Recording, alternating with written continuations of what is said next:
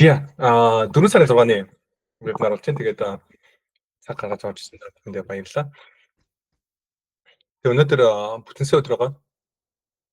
Тэгээд бүтэнсэ өдрийн минийхаар орой 5 цагаас future market ерөнхийдөө онгоодог. Тэгээд future market онгоосны дараа яг юм маркет жоохон сандралцтай байгаа үеүүдээр нэгдэхийн маркет онголт юу ямар хайдгийг бас харж болдог. Дээрэс нь хамгийн энгийнээр ер нь бол хөрөнгө оруулагчид юуг аягүй хайждаг вэ гэхээр биткойн аягүй хайждаг. Тэгээд сүүлд гарсан сонирхолтой апдейт гэх юм бол эхнэр хэд хоёр хажуухан дээр лекц зүрх гээд хотын lifetime beginner тэнцээнд silver медаль авсан. Тэгээд тэрний зургийг энэ гайхуултад оруулчлаа. Тэгээд future market нэгдэд ерөнхийдөө бол Nikkei унаж орж ирээд тэгээд сүүлд жоохон сэргээд ямар ч гэсэн явж байна. Яг энэ юг билж хооронд тэгээд тэр хооронд бас биткойноос хөөрхөн унаж орж ирсэн. Тэгээд энэ дээр ерөнхийдөө тогтож чадахгүй яг сайн мэдээ гарч ирэхгүй бол биткойн дахиад ер нь бол над руу нэг 70 руу явчих юм шиг бол надад харагдаад. Тэгээд хятад бас нэгтэй бас ямар ч гэсэн унсан байна. Тэгээд нэг хэдэр бүр circuit breaker ажилласан гэдэг тийм мэдээ гарсан. Circuit breaker гэдэг нь ямар ч үстэй гэхээр одоо тог могтой холбоотой юм дээр үгдээ автоматар тогоо тасалдаг ч юм уу те цаадах одоо төхөөрөмжөө жишээ нь гэмтгэж хамгаалаад энэ төр байдаг тийм device ерөнхийдөө хэлдэг. Санхүүгийн ертөнцид болохоор бид нар юу ярьдаг гэхээр маркет айгүй хүчтэй унах юм бол маркет ерөнхийдөө бол хаагаад тэгээ жоохон тогтворчтол нь ерөнхийдөө бол харилцааг төр зогсоодог тийм схемийг ерөнхийдөө бол яриад байна. Тэгээ яг маркет дээр circuit breaker маань өнөөдөр би чартн дээр хальт оруулсан. За харах юм бол S&P 500 дэштэй нэг өдрийн дотор 7% унах юм бол 15 минут төр зогсоогоод тэгээд буцаад арилждаг гинэ. Дараад нь болохоор 13% унах юм бол дахиад тогтоодог. Тэгээд хэрвээ 20% унах юм бол тэр чигтний ерөнхийдөө арилжааг зогсоод юм байна л. Тэгэхээр яг хоногтод мэдээж унж болох хэмжээ бол нэлээд өндөр байт юм байна. Тэгээд тэрэн дээрээ тултлаа унах юм бол нэлээд том уналт болно л та. Тэгээд дээр үед Black Monday гэдэг stock market crash болж исэн тийм түүх байдаг. Тэгээд тэр мэн болохоор энэ 1987 онд болсон тийм шиг байна л. Энэс хахад тэгээд Jim Cramer гэдэг одоо энэ Mad Money лөө ямар ч хэсэн л юутай холбоотой ийм хөрөнгө оруулалттай холбоотой нэг шоу хийдэг popular гэж. Би бол яг нэг зүйлтэй мэдгүй харуулт гэсэн өмнө өөрөө бас фонд манд ажилладаг гэсэн ийм хүн юм билээ ер нь. Тэгээд яг тодорхой хэмжээнд хүн бол мэддэг. Ягаад гэвэл зургатаар аяга гардаг. Тэгэл хөрөнгө оруулалттай холбоотой аяга комент төрүүлдэг. Хүмүүс jokingly юу ярьдаг гэхээр Kramer-ыг нэг юм ярьчихаар л тэрнийх нь эсрэг нь болдог гэх мэтлэн ийм joke хийдэг аяга хийдэг. Ийм тавар шахгүй. Тэгээд энэ бол Monday market ерөнхийдөө crash болно гэсэн сүүлийн үед бол битсэн нь нэлээд од болоо Twitter дээр шуугаад байна. Маркетинг бодлохоор мэдээж future зах зээл нэгсний дараа бас ундтай орж ирсэн. Энийг жоохон томруулахгүй арай жижиг юм байна. Тэгэхээр одоогийн байдлаар магадлал маань юу байгаа вэ гэхээр нэгтгэд маркет онгохдоо ундтай онгох магадaltaй байна л гэсэн үг л дээ. Тэгээд миний юуны features-ийн subscription дууссан учраас 10 минутын delay байгаа. Гэхдээ 10 минутын delay нэг тийм зөвхөн асуудал биш юм дээ бол. Тэгэхээр хавтгын хаалт энд юусэн аахгүй. Тэгээ одоо ийшээ ороод ирсэн гэсэн. Тэгээ одоогийн байдлаар юм байна гэсэн. Тэгээд мэдээж Азийн маркетинг дээр улаан онгохыг хараад биткойноос тагаад ерөнхийдөө бол унж орж ирснийг энд харж болно. Тэгээ миний хувьд бол биткойноос эндээс жоохон төрхөндөө жоохон сонир харагдчихсан. Окей. Трампс юу гэж хэлсэн бэ? Трамп хамгийн сүүлд Truth Social дээр ингэж хэлсэн. Тэгээд we have massive financial deficits with China, European Union and many others. The only way this problem can be curbed is with tariffs, which are now burning tens of billions of dollars. Жилийн дотор бараг $1 триллион оруулж ирнэ гэдэг. Миний бодлоор гэхдээ Трамп жоохон энэ дээр айгу тийм том тойл гэдэг триллион жилийн тоолсоос яг $1 триллион бол миний бодлоор тариф болоо орж ирэхгүй баг. Тэгээ ягаад тэр тарифын хэмжээнд бас нэлээд өөрчлөлт орж магадaltaй байгаа учраас яг $1 триллион бол тэнд өндөр тоо шиг надад сонсогдоод байна. Ямар ч байсан $2 триллион төсвийн алдагдлага. Тэр төсвийн алдагдлыг шийдэн $1 триллион нь болохоор төсвийн алдагдлыг бууруулад дөөгөөр дамжуулаад янз бүрийн lower үргүү зардлуудыг байх болгож арилгах нь нөгөөд нь болохоор 1 тэрбум доллар, 1 триллион долларын орлого өсгөх замаар орлого өсгөхдөө яах вэ гэхээр тарифаар голчлон ерөнхийдөө энэ мөнгийг босгоно гэдэг нэг ийм тактик яваад байгаа байхгүй юу? Өнгөцгөн ерөнхийдөө бол ярьж байгаа тактик энд яваад байгаа. Таачлаад гол тактикнаас юу яваад байгаа гэхээр төсвийн алдагдлалд оруулаад байгаа агуун дөр зардалтай болгоод байгаа зүйл маань юу вэ гэхээр Америк агуу хэмжээний өртөө болцсон. Тэгээд өрийн төлбөр буюу нөгөө зээлийн хүүгийн төлбөртөө жил болгон бараг $1 триллион зарцуулаад байгаа гэдэг иймэрхүү датанууд хүмүүсийн яриад байгаа байхгүй. Тэгэхээр тэр төлбөрийг яаж бууруулах хэрэгтэй вэ гэхээр бондын хүүг унах хэрэгтэй. Бондын хүү унаад төв банкаас таашлаад бодлогын хүүгээ бууруулаад эхлэх юм бол Америкийн өрөндөө төлж байгаа хүүгийн зардал маань буураад эхэлчихээр нөгөө төсвийн алдагдлал маань дагаад буурах хэрэгтэй байхгүй. Тэгэхээр давхар тийм тактикс явж байгаа. Тэгээ ямар ч байсан тариф бол урт хугацаанд бол айгүй сайхан зүйл болно гэж ярьсан байна.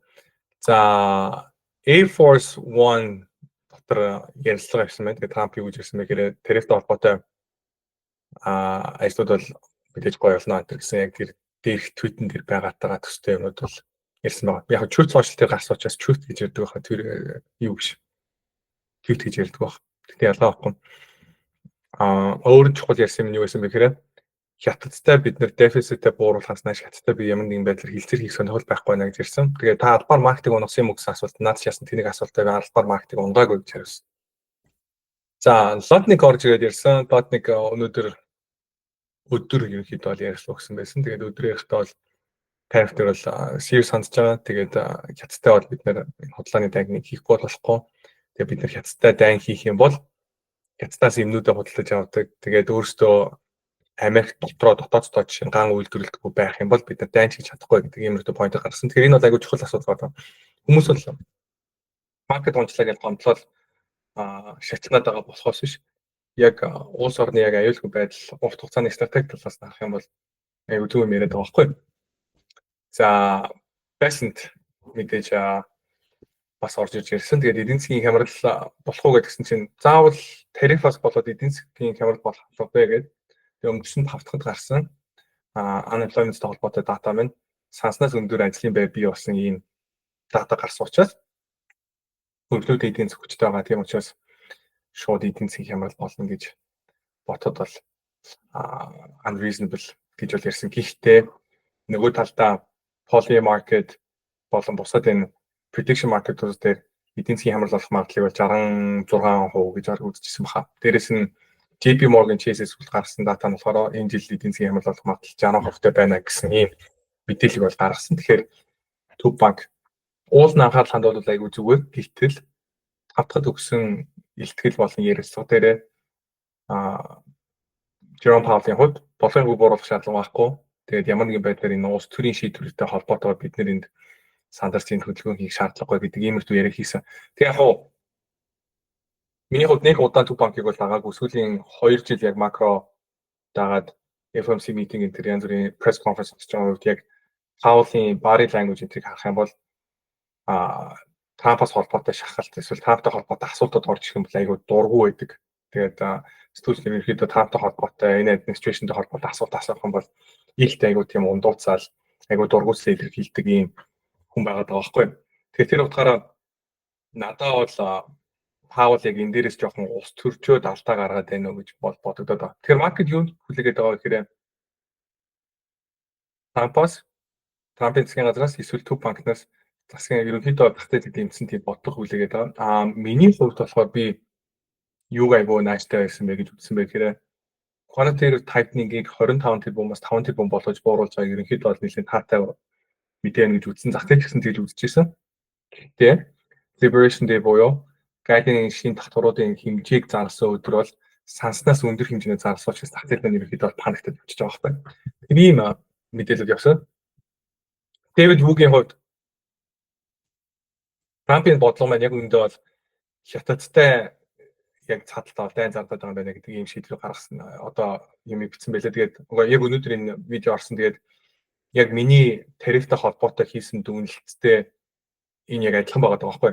Яг тэгэхээр өмнөх худалдааны дайн дээр Трамп гарч ирээд хятад дээр шинэ гайлын татвар тавьчихгод Вьетнамаас орж ирдэг барааны хэмжээ айгүй өссөн байхгүй. Тэгэхээр яасан бэ гэхээр хятад хятад дээр гайлын дотор тавьчихгууд нь өөр хятадтай ойрхон байдаг өөр оронд очиж үйлдвэрүүд гэх юм үйл ажиллагаа шийдвэрлэнгүүтээ тэндээсээ тэр бараагаа дамжуулж оруулж ирээд тэгээд Америк ороод ирсэн. Тэгэхээр нэгсэндээ энийг болохоор нэг талын одоо legal arbitration буюу хуулийн цоорхоо ашиглах тийм нөгөө талдаа loophole энэ гэж ярьдаг юм хуулийн цоорхоо ашиглаж байгаа арга хэлбэр байсан. Тэгээд энэ схемийг байхгүй болохын тулд Трампын зарласан гэдэг орнуудын татвар тавьж байгаа шинээр татвар тавьж байгаа орнуудын жагсаалтыг харах юм бол дунд нэг ямар ч сургаггүй нэг жижигхэн жишээ нь арал байна гэж байгаа байхгүй. Тэгэхээр тэр жижигхэн арал дээр ягаад татвар тавьж байгаа цаашлаад Вьетнам дээр айгүй өндөр татвар тавьж байгаа вэ гэдгийг би болохоор юу гэж уншсан бэ гэхээр окей хятадтай дайн хийж байгаа учраас хятадыг өөр орнуудаар дамжуулаад бараагаа оруулахаас сэргийлээд иймэрхүү үйлс гаргаж байгаа юм шиг байна гэж би бол уншаадсэн. Тэгээд Дэвид Хүү бас яг тэр өнцгөөс нь харж илээ. Тэгэхээр миний бодол дээр бол надад бол энэ бол хүн итгэл юм шиг сад нийлэн нэмсэн. За тэгээд өнөөдөр юунд дээр чат нараас би интлаг бичсэн. Маркет ерөнхийдөө топ байна яа гэм бэ? Маркет яг bottom ерөнхийдөө яа гэм бэ? Маркет ерөнхийдөө өсөж явахаар айгу тийм юу гэдгийг удаан тэгээд эмх замбраатай ерөнхийдөө бол өсөлтүүдийг зах зээл бол хийдэг. Зах зээл яг унахаараа яадаг гэхээр айгу тийм хурдан богино хугацаанд ерөнхийдөө уналт хийдэг. Тэгээд зах зээл топ дээр болохоор яадаг гэхээр нэлийн удаан топ мэн ерөнхийдөө тогтдог. Одоо чинь юу гэдэг дабл топ хийдэг ч юм уу, тэ хайлт өмнөх топоор шалгадаг ч юм уу.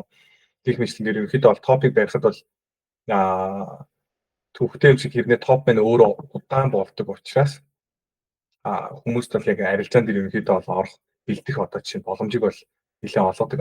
Bottom бол хаан дуустдаг гэхээр айгүй хурдтай хурц явдаг учраас зах зээл юу хүлээдэг вэ гэхээр intervention буюу одоо бодлого боловсруулагчдаас ямар нэгэн үйлдэл ерөнхийдөө бол хүлээгээд байдаг. Тэгээ энийг би жишээ олж юу гэж хэлсэн бэ? Би буруу санааг бол 2023 оны жилийн эхний хагаст бид нэг банкны хямралтай холбоотой асуудал гарсан шүү дээ. Silicon Valley Bank тэгэл өөрчлөлөө яг зөв криптотой холбоотой үйл ажиллагаа явуулдаг банк энэ гэдэг энэ банкнууд байна яасан бэ гэхээр баланс дээр байгаа бондын unrealized алдагдал маань ерөнхийдөө нийт айсаатай эрсдэлд оруулахаар өндөр болсноос болоод тэр банкнууд дээр ерөнхийдөө bank run гэдэг юм болсон. Bank run гэдэг нь юу гэлдэг вэ гэхээр хүмүүс мөнгөө богино хугацаанд айгүй хурцтай татаад аваад эхэлж байгаа байхгүй. Тэгээ банк маань өөрийнхөө үйл ажиллагааных нь модель нь өөрөө leverage байдаг учраас хэдий нөгөө нэг алдагдлаа хүлээгээгүй байсан гэсэн хүмүүс мөнгөө татаад эхэлчихэнгүүт бэлэн мөнгөний хомсдол ороод ерөнхийдөө банк дампуурах юм эрсдэл бий болдог. Тэгээд ийм асуудал гараад хэд хэдэн банкнууд дампуурсны дараа төв банкнаас Bank Term Funding Program гэдэг юм бид нар гаргахаар шийдлээ гэдэг мэдээллийг төв банкнаас хийсэн шүү дээ Паул. Тэгэхээр тэр шийдвэрийг гаргасны дараа зах зээл ботом байсан баггүй. Тэрний дараа крипто аяг өгчтэй өссөн, зах зээл аяг өгчтэй өссөн. Тэгэхээр яг одоо энэ уналтан дээр ч гэсэн одоогийн паник дээр ч гэсэн зах зээл юу хүлээгээд байгаа гэхээр шийдвэр гаргахтаас ерөнхийдөө Трампын засгийн газраас дээрэс нь төв банкнаас зах зээлийг дэмжинэ гэдэг ямар нэгэн юм хариу үйлдэл ерөнхийдөө хүлээгээд байна. Тэгэхээр тэр хариу үйлдэлийг харах хэрэгтэй. Хариу үйлдэл хэрэг орж ирэх юм бол нэлээд өндөр магадaltaйгаар бид нар зах зээл ботом болсон юм байна гэж үзэж байна.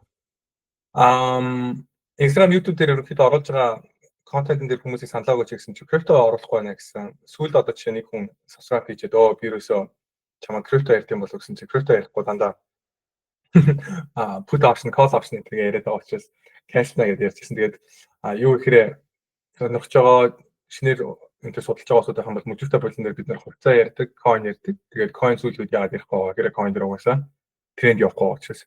Тэг ямар нэгэн байдлаар бид нар тренд бидний эсрэг байгаад байгаа. Эсвэл ямар нэгэн байдлаар ийм sideways хөдөлгөөнтэй байгаа мөнгө хийхэд хэцүү байгаа цаг үед байх юм бол байгаа итгэж байгаа позишнуудаа бариад заавал нэг позишн дээр нэмээд авах шаардлагагүй юм ажиглалтын ерөнхийдөө байдалтай байдаг. Тэгэхээр одоогийн хувьд бол яг тийм байдалтай байгаа байхгүй. Тэгэхээр юу вэ гэхээр хичнээн сайн уухаад, сайн судлаад зах зээл үнэхээр том зургаараа крипто төрчтэй өсөхгүй байгаа тохиолдолд бидний хичнээн хийгээд мөнгө хийхэд төвөгтэй байхгүй. Тэгэхээр тийм утгаараа хүн хэдий крипто дуртай байж болно. Гэхдээ тийг хүчлээд авах шаардлага байхгүй. Тэгэхээр ер нь бол криптотой холбоотой контент яагаад сайн орохгүй байгаа юм бэ гэж гайхацсан усууд байх юм бол гол хариулт нь тэр байгаа шүү. Тэгэхээр юу вэ гэхээр зах зээл яг эргээд биткойн гэсэн юм хэд эргээд хийгээд хөглөөд байна. За сүүлд орсон ботом талаар ярьсан. Тэгэхээр сүүлд орсон репорт байна. Өчигдөр орсон. Тэгээд хяслагын шахах бодлого, маркетинг, сайн чухал анхаарал татсан шиг крипто төсөл тэгээд хай виксийн дараа маркет ямар хөдөлгөөн хийдэг вэ гэх мэт ийм сэдвүүдийг ярилцсан ийм гарчигтай орж ирсэн байгаа. Тэгээд equity market маань төрөл бүрийн ерөнхийлөгчүүдийг офис дээр ерөнхийдөө орж ирээд ерөнхийдөө босны дараа маркет яаж хөдөлдөг вэ гэдэг дээр тулсан чарт гэсэн сонирхолтой зүйл харагдсан. Тэгээд Трампын 2 дахь term маань Обамагийн болон нөгөө энэ муу явцсан нь одоо хиймдээ Буш юм уу хайшин өмнөд нь жоохон ялдах байлаа. Буштай нэлийн төстэй байгаад байна шүү. Тэгээд энэ 2008 оны хямрал 2000 оны .com-ийн хямрал хоёртой нэлийн төстэй юм хөдөлгөөнүүд хийж байгаа гэдэг. Аахгүй тэгэхээр яг тарифтай холбоотой асуудал маань том хямралуудтай дүүцэх үгүй юм том уналт ерөнхийдөө болж орж ирж байгаа гэдгийг бас энэ зураг минь харуулж байна. Тэгээд энэ дээр сүүлийн хавтахын уналт нэмэгдсэн болоо мэддэг юм болоо мэдэхгүй. Тэгээд одоо нэгтгэхэд маркет хэрэг онж орж ирэх юм бол энэ чарт маань ерөнхийдөө бол нэлээд дүүцэхээр том хүчтэй уналт болох гэдэг байгаа байхгүй. Сия энэ их сонирхолтой чарт харагдсан. Тавтахын мэдээж хөдөлгөөн маань ийм байсан. Нэлээд хурц унж орж ирсэн. Тэгээд мөжөртэй болон дээр бид нэр уналтаас хамгаалахын тулд би маркетер ерөнхийдөө том зургаар нь бол би нэг амар бэрш биш байсан учраас нэг энэ тарифтай холбоотойгоор болон бусад асуудлуудаас болоод унж болох магадaltaй хугацаануудыг бүгдээрээ бөөндөө шортлер гэдэг ийм ресурстэй бид явж исэн. Тэгээд наад яг шортлсон компаниудаас дурдах юм бол бид нэр Alibaba, Walmart, Costco, HYG, Dogs, тэгээд Starbucks, Home Depot, тэгээд Reddit гэдэг энэ компаниудыг бид нэр шортлсон. Тэгээд энэ шортууд бол хэдэн амжилттай сайн явсан. Тэгээд зарим нь бол мэдээж энэ дүүрт гарсан юмнууд бол байгаа. Reddit дээр бол би 3 удаа шортлж орсон. 3-аа ерөнхийдөө амжилт болоод 3 дээр гарсан. Яг анхныхаа зүгээр барьжсэн бол алах байсан. Ягаад гэхээр хамгийн анхныхыг $200 $10 хавцаа байхад анхны шорт санал болгож ирсэн. Тэгээд одоо бол $80 байгаад байгаа байхгүй. Тэгээд Starbucks жишээ нь би тарифтай холбоотой асуудлаас болоод унах байхаа гэдэг чинь Starbucks аяг хөтөд унсан. Walmart-ыг би нэлээд хүчтэй байгаад тахаар энэ хүчтэй байгаад тахаар би итгэхгүй байна. Энэ тарифаас болоод Walmart миний бодлоор унах байх энэ ногоо хөдөлгөөн бол бодлоо хөдөлгөөн байхаа гэж бодож ирсэн. Бичсэн. Тэгээд тэр бас үнэн биш таас. Ягаад тэгэхээр Walmart Costco гэдэг юу вэ гэхээр consumer staples гэдэг нөгөө сектор дотор орчиж байгаа учраас миний хардж байгаагаар юу вэ гэхээр яг энэ алгоритм trading айгүй их болцсонтой холбоотойгоор зах зээл дээр эдийн засгийн хямрал өндөр болно гэдэг мэдээлүүд их гарахаар автоматар consumer staples худалдаж авдаг тийм фандууд болон тийм хөрөнгийн стратегиуд айгүй байдаг байх гэж би бол хардаад байна. Тэгээд тийм болохоор яг зах зээл дээр recessionтэй холбоотой асуудлууд ярангууд яаж байгаа гэхээр consumer discretionary stock-ыг зарангуудаа consumer staples илүү худалдаж аваад байгаа байхгүй. Тэгээ надад энэ хөдөлгөөн болохоор илүү жоохон худлаа юм шиг санагдаж байна. Энэ өмнөх байхаа гэдгсэн унж ерөөдөө таарсан. Бид нар Home Depot-ыг Head and Shoulders болсон учраас унах байхаа гэд энэ 370 дээр ерөөдөө ярьж ирсэн. Эндээс бол аюу хөөрхөн унж орж ирж ирсэн. Тэгээд сүүл босын хөдөлгөөн дээр хамгийн сүүлд Home Depot ганцаар өссөн байхгүй юу? Ер нь 5 дахь уналттай зах зээл дээр заяа. Real estate-ийн хувьцаанууд ганцхан өсөлттэйсэн. Тэгээд би Home Depot-ыг энэ дээр Bear Flag эргэж тест хийж эндээсээ дахин унах байхаа гэж ерөөдөө бол битсэн. Тэгээд энэ мань бас зүг байж таарсан. Тэгээд Home Depot дээр бас ерөөдөө бол харилцаа амжилттай явсан. Baba дээр шорт айгуу сайн явсан. Тэгээд Baba дээр болохоор би яг л нөгөө сүүлийн үед айгуух яриад байгаа, Instagram-аар ч их яриад байгаа, YouTube-ээр ч их яриад байгаа, миний их бичээд байгаа өнөөдөр ч гэсэн ярих гэдэг гол асуудал нь юу гэхээр Америк цааталтаа хястыг шахах бодлого явуулаад байна. Энийг манайх олж харах хэрэгтэй. Яг шууд нүүрэн дээрээ хэлэхгүй байна. Яг энэ бодлогоудаас гаргаж байгаа шийдвэрүүдээс гарах юм бол Америк хястаас хамаарлаа бууруулах, хястыг ерөнхийдөө санхүүгийн хямралд, эдийн засгийн хямралд оруулах, санхүүгээр нь ерөнхийдөө мөнгөөр нь боомлох юм бодлого явуулаад байна гэдэг ийм дүнцийг бол би гаргаад байна. Яг тэгэхээр Трамп ихнийхээ term дээр Ираны цөмийн бодлоготой холбоотойгоор Обамагийн өмнө нь байгуулсан байсан хилцээрийг цуцлаад, яг тэгэхээр Обама чанаргүй хилцээр хийсэн байна гэж цуцлаад. Тэнгүүтээ Трамп юу хийсэн бэ гэхээр хизээж цөмийн зүсгтэй болохооргүй илүү хатуу хилцээр хийя гэсэн чинь Иран зөвшөөрөхгүйсэн байхгүй.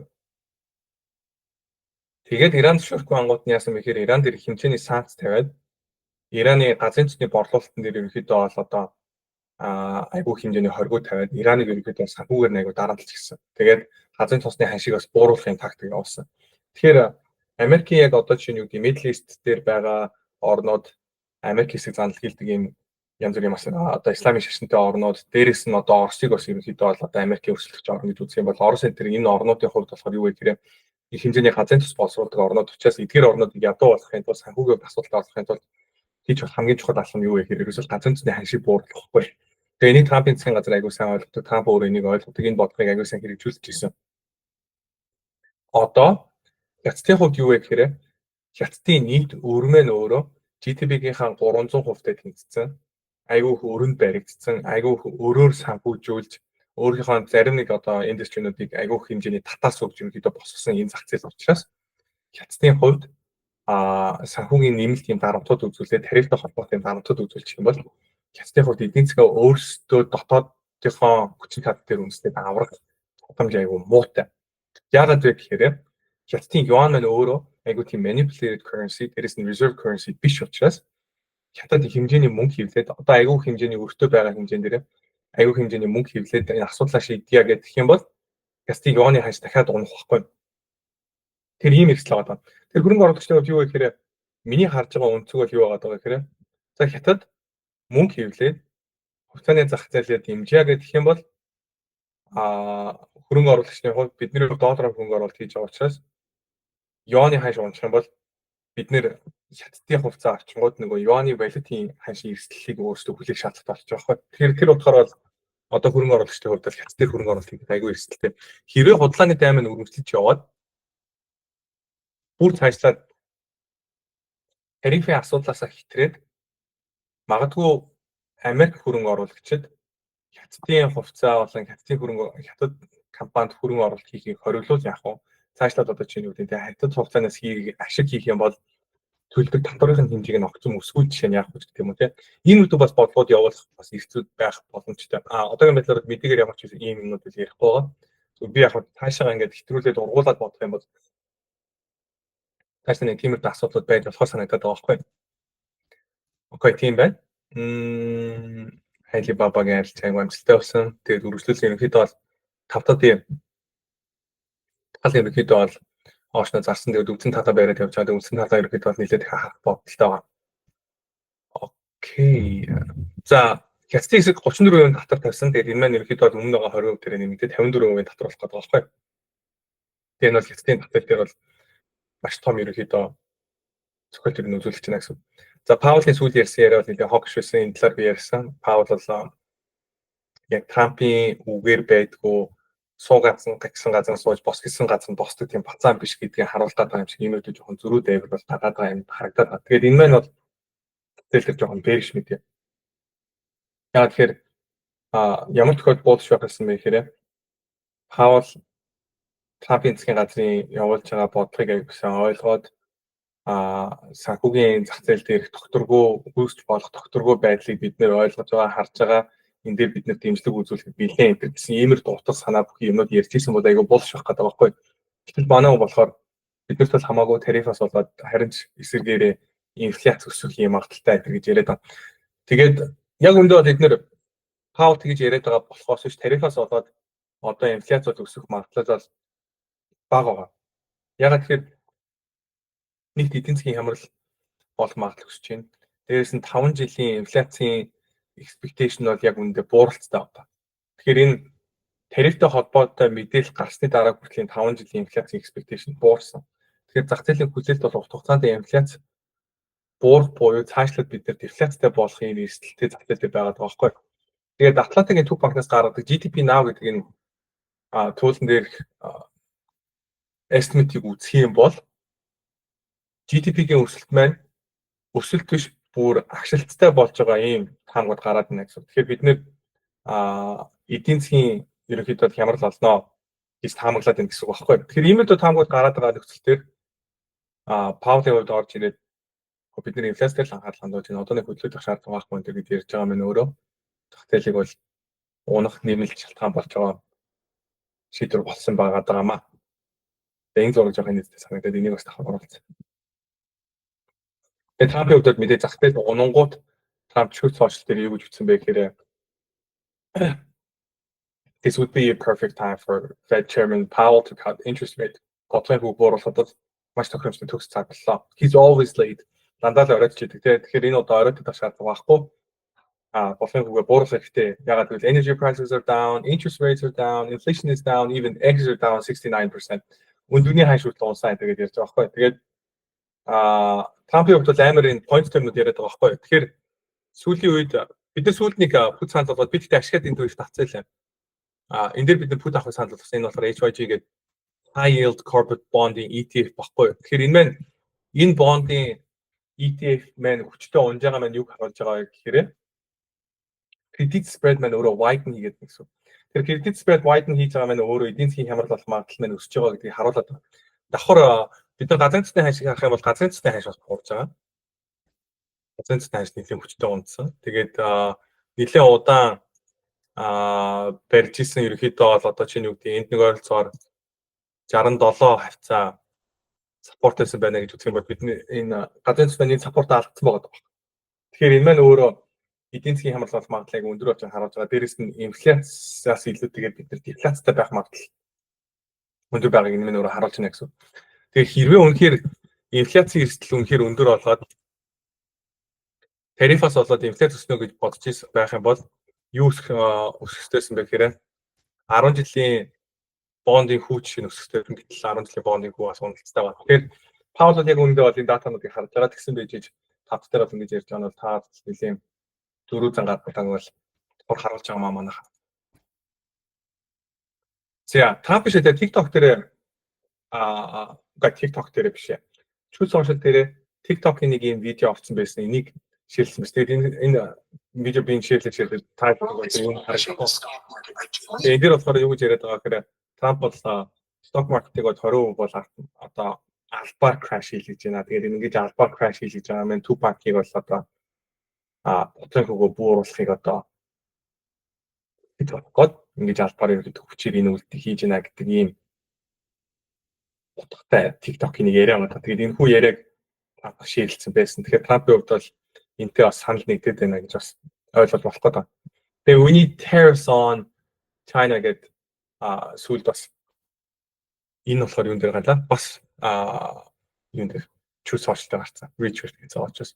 Тэгээд Gordon Chang гэсэн үг нэ. Gordon Chang бол China Hawk гэхгүй. Тэгээд аав нь хятадас гарахтай ээж нь болохоор Scottish хүн баха. Тэгээд Америкийн ийм хуульчгүй. Тэгээд ийм номнууд бичиж ийсэн. Тэгээд хятадтай холбоотой ийм номнууд бичдэг. Хятадтай холбоотой яриануудыг хийдэг. Хятад бол одоо сүүрнээ хятад бол Америкийн одоо хамгийн том дайсан антер гэдэг иймэрхүү сэдвүүдээр айгүйх ярьдаг хүн байгаа. Тэгээд энэ хүнээс их татж байгаа маань юу харуулж байгаа гэхээр Трампын кабинет ийм хятадын эсрэг нэг ярьдаг энэ China Hawk-уудыг нэлээд сонсдог. Энэ хүмүүсийн хэлж ярьдаг юмд бол айгүйх тийм ач холбогдол өгд юм байна гэдгийг бас тавхан харуулж байгаа байхгүй. Тэгэхээр миний Трампын засгийн газар хятадаас ерөөхдөө бол нэлээд эдийн засгийн хувьд тусгаарлах бодлогыг бол нэлээд сериусны хүлээж авч байгаа байна гэдэг хардлагыг энэ басдагсан юм асуудал их болоод байна. Scott Bessent Tucker Carlson нэр орж ирээд айгүй гоё ярьсан. Энийг миний бодлоор хүн болгон сонсох хэрэгтэй. Энэ айгүй сонирхолтой яриа бас. Тэгээд зарим нэг хүмүүс одоо чинь айгүй ухаантай мэддэг хүмүүсээс сонсохоор бүртэл ингээд сонсож байгаа хүн илүү ухаантай болоод байгаа юм шиг нэг тийм филинг төрдөг хүмүүс байдаг шүү дээ. Надад бол Scott Bessent яг тгийж санагдсан. Тэгээд ингээд сонсохоор нэг тийм айгүй гоё. Намуухан удаан начгийн хурдан ярьдаг. Тэгээд өгнүүд нь айгүй зэгцтэй ийм хүн байгаа байхгүй. Тэгээд хэдэн жилийн Wall Street дээр ажилласан, Source Center-тэй ажиллаж исэн ийм айгүй мэдтэй макро эдийн засаг айгүй сайн ойлгодог хүн байгаа байхгүй. Тэгээд энэ хүний хувьд болохоор хятадтай холбоотой бас хэд асуудлууд ярьсан. Тэд нар юу гэж ярьсан бэ гэхээр ковидын үеэр бид нэг юмыг ойлгосон. Тэр нь юу байсан бэ гэхээр бид нар supply chain-ийнхаа хувьд айгүй эмзэг юм байна. Нэгсэндээ Америк бол хятадаас айгүй хамааралтай юм байна. Хятадтай бид нар харилцаа жоох муу болчих юм бол Америкт юу гэхээр бид нар адjunctч байхгүй. Тэгээд цаашлах юм бол нөгөө нэг Тайванаас бид хагас дамжуулагчийн хамааралтай. Тэгээд Тайваныг болохоор төсөх мүслээд байлдан эзлэн гэдээ болоораад байдаг. Ингээд олон талаас нь харах юм бол бид нар хятадаас айгүй хамааралтай болцсон юм байсан байна гэдгээ бол ойлгуулсан гэж ярьж байгаа байхгүй. Тэгэхээр улс орны аюулгүй байдал талаасаа бодох юм бол чухал яг стратегийн талаас нь бодох юм бол Америк орн хятадаас хамааралгүй байх нь айгүй чухал. Бид нэр хятадтай байлдаа хийх юм бол дайн хийх юм бол нөгөө чухал ресурсууд дээр хятадаас хамааралтай байгаад байж болохгүй шүү дээ гэдэг энэ поинтыг ерөнхийдөө бол дахиад гаргаж байгаа байхгүй. Тэгэхээр энэ айгүй чухал Трампын кабинетийн бас хүмүүсийн бодлыг ерөнхийдөө харуулж нэг шатна. Рональд Рейганий үеийн зах зээл дээр ерөнхийдөө бол хацуулж бас ярьж байна тийм. Рональд Рейганий хувьд болохоор одоогоос бол ондоо нь болохоор юу вэ гэхээр Оростой хүүтэн дайн хийж исэн үе баггүй. Тэгээд Рональд Рейган бол мэдээж Оросын зүйл толгойд улсыг бол буулгаж авсан Горбачев гарч ирээд алдартай яриа хийжсэн. Тэгээд Берлиний хан урж исэн тэр үед байсан юм мундаг ерөнхийлөгч хүн байгаа даахгүй 81-ээс 89 оны хооронд ерөнхийлөгч байсан. Тэгээд Америкийн түүхэн дэх баг юу лээ 50 стейт 49 стейтийн бүгдээрийн ялж исэн ийм мундаг энэ Republican ерөнхийлөгч хүн байсан. Тэгээд энэ хүний хувьд болохоор эхний жил дээрээ эдийн зах зээл нэлээд эвгүй байгаад 82 онд эдийн засгийн хямрал болоод тэгээд 82 оноос 87 оны хооронд бол айгүй тийм хүчтэй bull market явж исэн ийм ерөнхийлөгч байгаа даахгүй.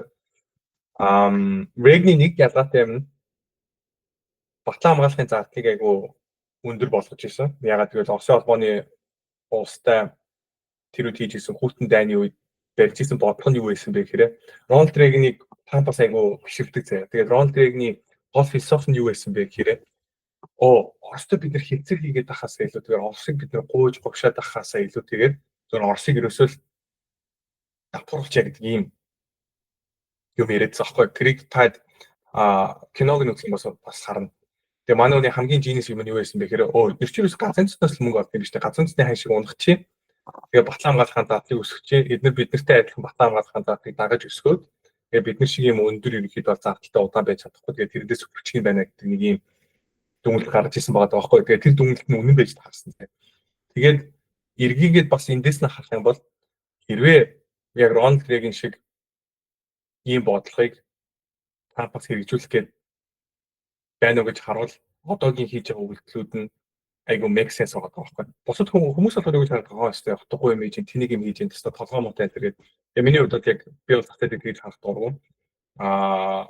Юу гэдэг үдийн хүртэл амжилттай явцсан тэр бомтон энэ хүнийг одоо жишээ нь юу гэдэг бид нар нэг гадуур нэсвэртэй ажил төрүүлж хийдэг нэг компьютероо орж суугаад галз усаалаад юм шиг юм яриад байждаг нөхдүүд орж ирээ. Тэгээ Twitter дээр их цаг өнгөрөөд нөхдүүд орж ирээл энэ тийг би ухаантай гэж яриад байгаа нөхдүүдийг бол би бол нэг сериус нөхөж авдаггүй. Тэгэхээр миний хувьд бол эдний гаргаж байгаа үйлдэлүүд хийж байгаа ажлууд дээр бол цааталтан давхар ерөнхийдөө бол энэ тактикууд бол байгаа гэж бол хараад байгаа. Тэр тактикийн би болохоор юу гэж хардаад үзээд байгаа гэхээр хятадыг дампууруулах гэдэг нь хятадыг ерөнхийдөө бол санхүүгийн дамд нь оруулаад эдийн засгийн хямралд оруулаад мөнгөгүй болгох юм тактик явуулж байна гэдэг ийм би бол бодлоо байгаа.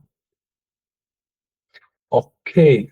Томтгийн хувьд сүүл орсон апдейт дээр юу гэж ярьсан бэ гэхээр baseline tax маань 10% байх юм байна. Тэгээд 4 сарын 2-нд ерөнхийдөө бол энэ baseline tax маань baseline буюу хамгийн доотлын 10% tax маань идэвхжээд хүчин төгөлдөр болоод 4 сарын 9-нд reciprocal tax буюу нөгөө нэг харилцан хамааралтай илүү өндөр шийтгэл өгж байгаа татварын гайлын татварын хэмжээ маань хүчин төгөлдөр болно гэдэг ийм мэдээлэл гарсан. Яагаад 4 сарын 9 хүртэл болгоод дахиад 1-7 хоногийн хугацаа өгж байгаа юм бэ гэдээ харах юм бол дахиад хилцэл хийх гээд байгаа юм байна гэдэг ийм зөвлөлд хүрээд байгаа байхгүй. Тэгээд нөгөө талдаа ямар төрлийн хилцээрүүд хийх гээд байна вэ гэхээр глобалчлалыг тэр чигт нь байхгүй болохоос илүүтэйгээр одоо байгаа глобалчлал дээр айгүй том өөрчлөлт оруулаад хятадыг байхгүй болгоод хятад болон бусад гэдэг ийм хоёр хэсэг болгож хуваах гэдэг. Тэгэхээр хятадтай хамааралтай одоо холбоо харилцаа сайн байдаг одоо улс орнууд Америктэй холбоо сайн байдаг улсууд гэдэг ийм хоёр хэсэг болгож ерөнхийдөө глобыг хуваах гэдэг ийм санаа аваад байгаа байхгүй. Тэгээ яг Томтгийн хувьд болохоор яг ингэж бол яриаг Томтгийн хувьд юу гэж яриад байгаа гэхээр 4 сарын 9-өөс өмнө шинэ хилцээрүүд яваад энэ reciprocal tax дээр өөрчлөлтүүд орох байхаа гэдэг иймэрдүү ярианд ярьжээ. Тэгээд Bill Ackman ч гэсэн бас тиймэрдүү юм бол боломжтой. Тэгвэл бол маркет бол нэмэж уннаа гэсэн иймэрдүү утгатай юмнуудаас өнөөдөр бас бичиж хэлсэн байна лээ. За Илон сүүлд нэг ярилцлага гэсэн Илоны өгсөн ярилцлага дээр Илон юу гэж ярьсан бэ гэхээр би Европ болон Америкийн хооронд татваргүй чөлөөт худалдааны бүс бий олоосаа гэж найдаж байгаа гэдэг ийм яриа хийсэн. Тэгэхээр Трампын ойр хавьд байгаа дотны хүмүүсийн дунд бас ийм яриа байж магадгүй санагдаад байна. Нөгөө талдаа Европыг жоохон дарамтлах шалтгаанууд юу байгаад байгаа гэхээр Европын улс төрийн хүчнүүд нь дандаа энэ left liberal хүмүүс улс төрд гарцсан. Тэгээд үзэл санааны хувьд одоо Трамп болон Америкийн консерватив хүмүүстэй бол нийцэх байгаа байхгүй. Тэрний тод шиг бид нар юунаас харж болох вэ гэхээр Франц ерөнхийлөгч Макрон жишээ саяхан Лепенийг шоронд хийгээр болсон. Дахиад 5 жил улс төрийн ажил хайж болохгүй, албан тушаал хайж болохгүй гэдэг иймэрхүү шийдвэр гаргасан. Тэгэхээр юу гэхээр хууль хүчний байгууллага ашиглаж өөрийнхөө улс төрийн өрсөлдөгчийг одоо шахаж гаргах дарамтлах ийм бодлого бас Франц явуулаад байгаа маань. Тампийн засгийн газар болон Тампийн одоо хүрээний хүмүүст бол таалагдахгүй байгаа. За Spotify-гийн founder ийм бичсэн байсан. Walls are getting to historically high levels, suggesting that long put holders need a reason for being. Нэгсэндээ одоогоор хамгийн энгийнтэй ярих юм бол шүү дээ VIX айгу өндөр болсон. VIX айгу өндөр болсон байгаа ийм тохиолдол дээр юу вэ гэхээр эдийн зах зээл жоохон нэмээд унсан байлаа ч гэсэн VIX маань энэ өндөр хэмжээг хадгалж чадахгүй бол put option-аар мөнгө хийгээд айгу хэцүү. Яг л put option дээр юу гэж ойлголт өгдөг вэ? Vega гэж ойлголт өгдөг. Дээрээс нь Beta буюу цаг хугацааны үнц гэдэг ойлголт өгдөг. Тэгээ цаг хугацааны үнц нь маань өөрөө байх болоод илэгдэн. Put option маань өөрөө мөнгө алдаа, delta-га алдаад ах магадaltaй байдаг. Тэгээ тэрнээс болоод ерөнхийдөө одоо бол put option авахад бол тохиромжгүй hedge хийхэд бол айгу өндөр зардалтай болсон юм байна. Тийм учраас зах зээл маань ерөнхийдөө bottom дээр ойрчно гэдэг ийм утгатай бичсэн байсан. Тэгээ дараагийн том support маань option зах зээл дээр хаана байгаа гэхээр 5000. Тэгээ 5000 дээр маш их хэмжээний option гамма цуглагдсан байгаа. Тэгээ 5000-ын доор ерөнхийдөө зах зээл орохоор бол одоогийн байдлаар бол юунд харагдаад байгаа шүү дээ. Миний фичтэй харж байгаа. Тэгэхээр миний бодлоор заяа маргааш хэрвээ зах зээл маань 5000-ын доор ороод хаагдах эсвэл 5000-ын доор нээгдэд явах бол маргааш бол богино хугацаанд ямар ч гэсэн local bot мод миний бодлоор баг зах зээл хийн гэдэгт бол би нэлээд өндөр итгэлтэй.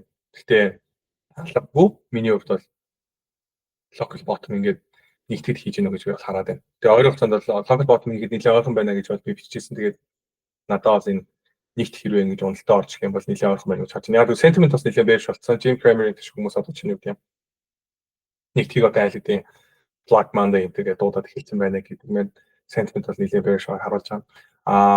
Арилжааг хийх сонирхолтой байгаа хүмүүсийн хувьд юу ажиглах вэ гэхээр market онгохдоо доошгоо gapтай нэгдснээр market хаагдахтаа ногоон болоод хаагдсан байх юм бол тэр мань нэлээд булшсан.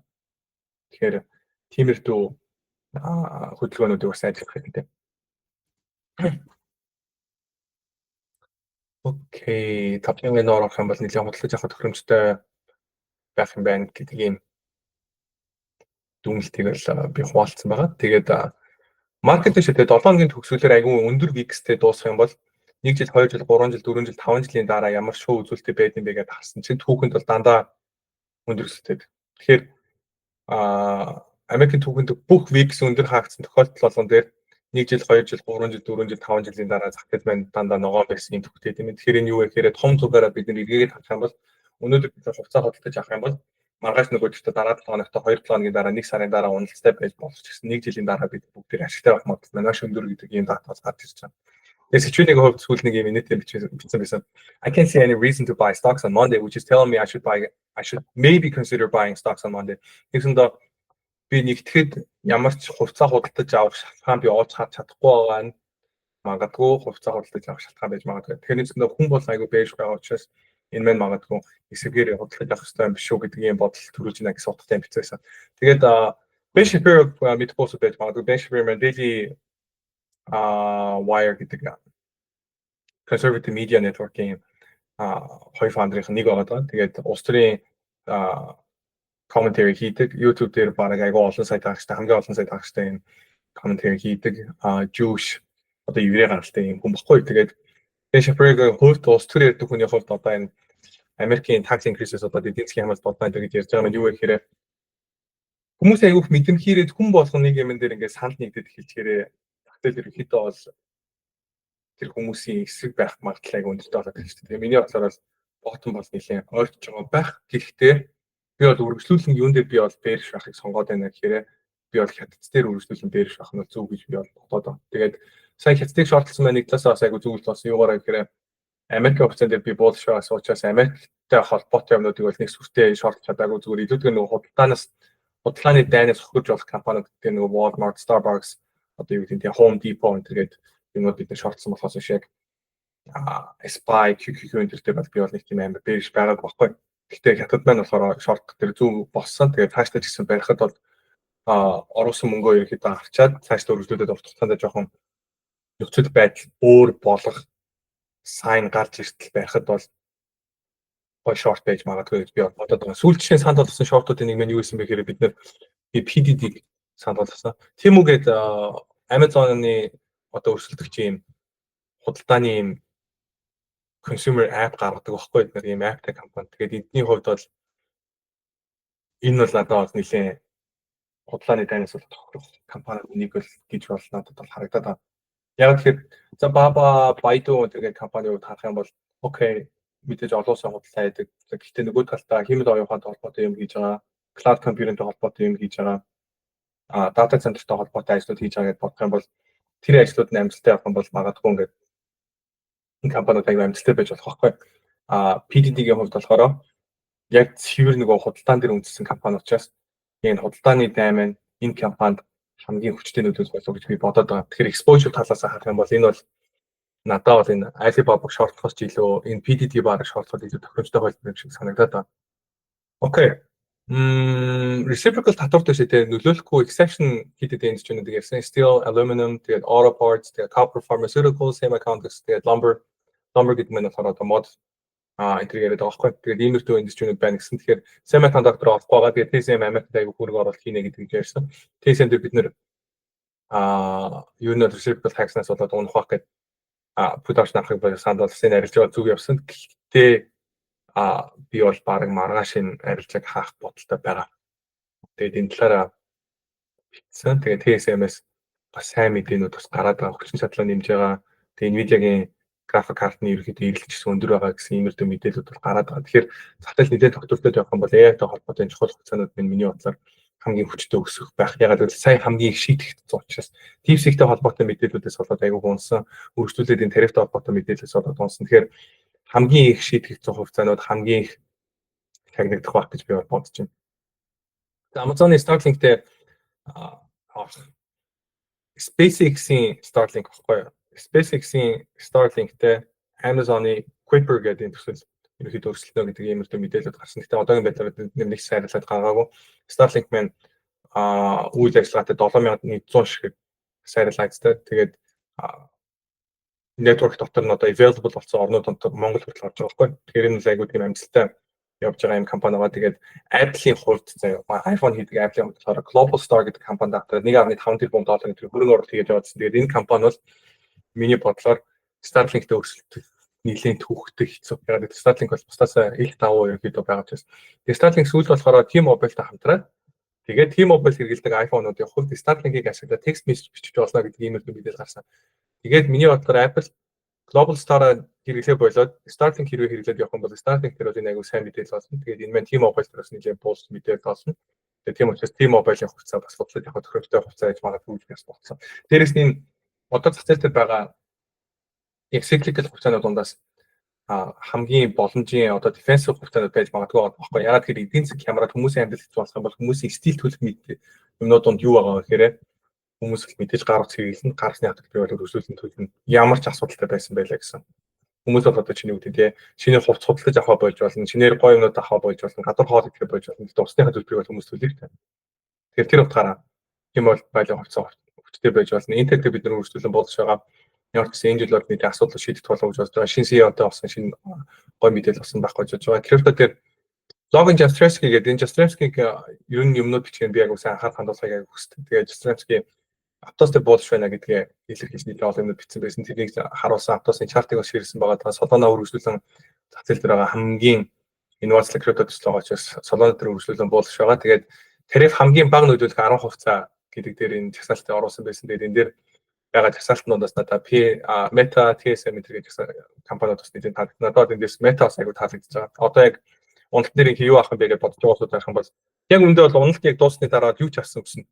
Тэгэхээр баг нэг тийм ямар компанид хамаах Google, Amazon, Apple бүгдийг авахд бүгдээрээ л миний бодлоор өснө.